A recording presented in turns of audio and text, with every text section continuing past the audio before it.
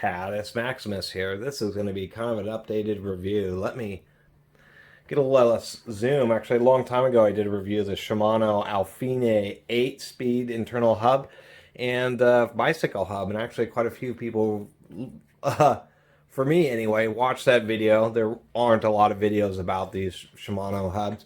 This is an update, and this is about this specific version, which is different from the Nexus hubs.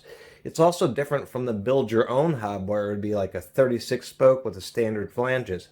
This is the special pre-built wheel 32 spoke 29er or 20 or 700C. And there's a big difference. That means on this side with the sprocket, there is no extra snap ring that holds what would be known as the intermediate plate in place. This hub, you can pull off the brake rotor, undo these two nuts, and can pull it completely apart, just like a regular old school quick release bicycle wheel hub. And that's where its issue is because you have two bearings to your axle. They use 6 oversized balls on each side. And so you have a cone bearing over here. One side's the hub shell, and then there's a cone. On this side, the other side of the hub shell has this intermediate, which is your back pedal, what actually is driving the internal gears. And so the whole internal gear system is on this floating system here. This has one large kind of machined plate so that your cone is here, your axle bearing's right here, and on the back side of that plate you have a big large annular contact bearing, kind of like a bicycle headset bearing in here.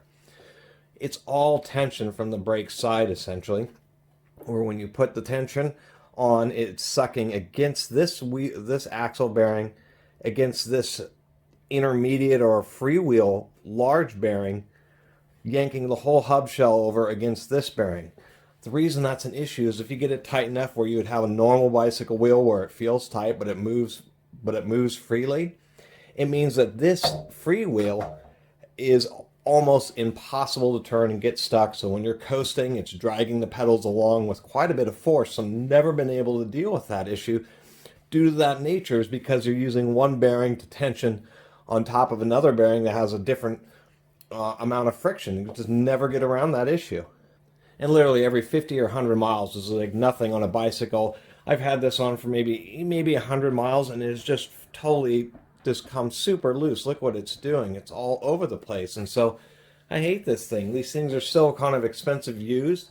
I've had to retension this thing basically once a month, and it's just getting worse and worse because it always has a little bit of play, and the bearings start to wear out the races much faster, and this thing has just become a nightmare. It's kind of like almost seems in designed obsolescence, where this will only have a fixed lifetime.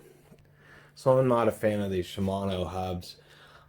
Maybe the Nexus is a bit more reliable, but it just sucks that, for even the price of this Alfine 8 today, it's, you're still, it's pretty darn expensive.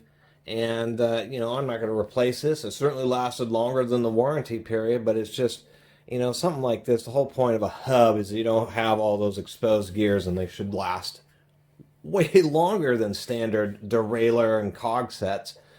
But not this wheel set one, which is a WH-S501. Anyway, I'll pop this open just to show what I'm talking about. Let me get this wheel off of here. Alright, I got the wheel off here, and one thing you got to make sure is that you keep track of which side these little retaining washers, or they're counter rotation blocks, and what they do is actually fit into the frame and then have a cutout for the axle, because on an internal hub there's a counter. When you're pedaling, the counteractive force is actually it trying to spin the axle in the frame, so it has to have these special kind of nuts that will lock the axle up. If you get those nuts mixed up on the wrong side, then what ends up happening is this thing right here, the little stay for the cable, will end up not pointing straight and aligning with the frame, and you just swap the washers out, and that will change the pitch of the axle. So I've checked the jam nuts. They have not come loose. This is just how terrible this thing is. Yes, the brake disc is one of those Shimano spline drives where you got to have one of those darn cassette sockets just to be able to remove the brake rotors. Always special. So we're a little closer. I was making sure I had my right cone wrench, but I mean, this is just ridiculous. I don't know if you can really, there we go. Really moving in and out, and the jam nuts haven't moved at all. That's just how much all sorts of stuff is. I don't know if that's bearing race wear or what, to tell you the truth.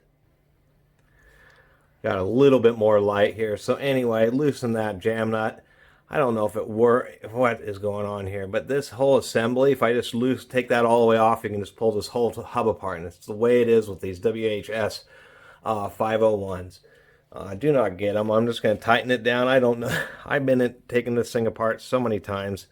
You know, you just get tired of it. You just get tired of a bicycle hub that you ride really nice. You're not going off of curbs and watching out for big transitions in concrete, and just have the thing just be this maintenance nightmare starting to skip on you. You're wondering why the rear of the bike feels like it's floating around on a flat tire. It's not a flat tire. It's this darn hub. So the final nail in the coffin is I literally tightened up this bearing cone. I mean, I just took this bearing cone and just tightened it up. That's fingered literally with my finger on two little flats on a little bicycle bearing cone. Obviously, I'm getting almost no torque on it whatsoever. And just that much force, now this gear, the drive gear, just feels like it's almost locked up. And that's just by hand tightening there. It's just a horrible defect, and I can't believe this hasn't affected more people. Maybe they just, the people who buy the particular bikes that have these wheels on them just haven't made it to the internet enough. You know, maybe I was the unfortunate person here. You know, I bought this bicycle used for a pretty good, actually a really good price, and I'm happy I got the miles, basically got my miles out of it, but this is just not a tenable situation. It just sucks. You know, I'm going to ride it maybe a little more, and then, but if it keeps skipping, then there's nothing I can really do. I'm just going to have to get a derailleur and just get a new rear wheel. At least that's the one nice thing about these hubs, is at least it's just a standard axle, standard 135 millimeter spacing. So when they fail, all I have to do is get a shifter and a cable and a derailleur, and, you know, a new rear wheel, which all that stuff actually could be, you know, $100 or something or less, depending on how used and cheap you want to go.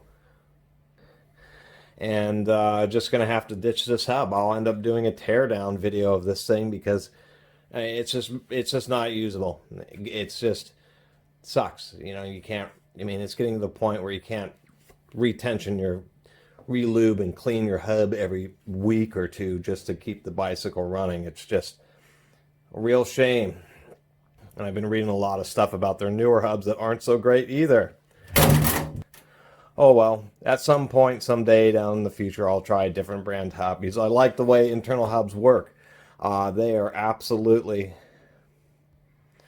you know, for getting around town, there's nothing like a hub because it's just instantaneous changes. I always was really nice to this. I don't change under, you know, let off pressure off the pedals every time I'd shift. And that's fine because it just shifts instantly. It's not like a chain that has to ride up over a gear. As soon as you click, it's in gear and you just go. Being able to, you know, come up to a stop and just go down 3 or 4 gears and just be able to, whether or not the wheel is moving, huge convenience for a commuter bike, a city bike. Too bad. God, it's just frustrating because this group set wasn't cheap. And I just can't believe Shimano put something out like this. Anyway, sorry for the kind of the awkward video, but I really appreciate everybody who's been watching and subscribing. I will have a future teardown of that hub.